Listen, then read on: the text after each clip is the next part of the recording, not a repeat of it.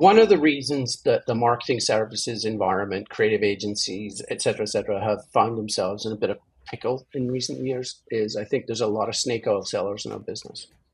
And so I think if you're making a decision, the first thing you have to decide is who are you being advised by and how do I know these people really know what they're talking about? I think that's the first thing.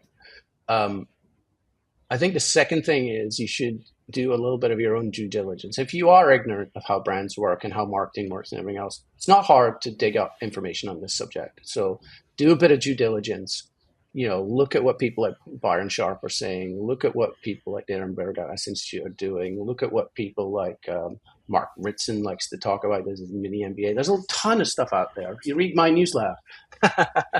but on a serious note, right? Make sure that you're not being sold a bill of goods, right? And then work through. And I think in the case of Nike, it's very specific. That was a business systems problem, right? They literally tried to disrupt the entirety of their value chain. And I think if you're going to do that, you got to look really carefully at each element of that and make a much better choice.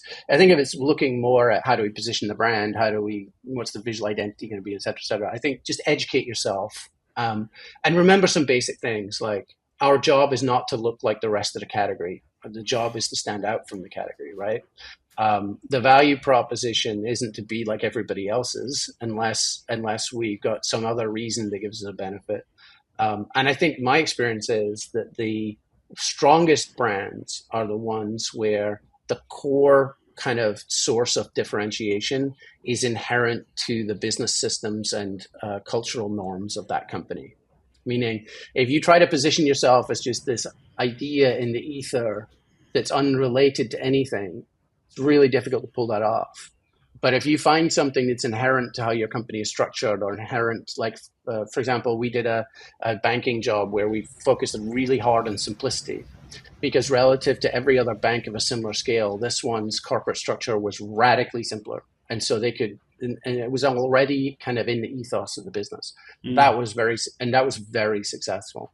And so I think it's way easier to base what you do on things that you find from the inside that have a clear Venn diagram overlap with the outside. I think it's when you try to position and create this world of artifice that's completely off to one side, that's really hard to pull off. And not just hard to buy, it's hard to pull it off. Because you need to be able to fake every single detail. That's a lot of work.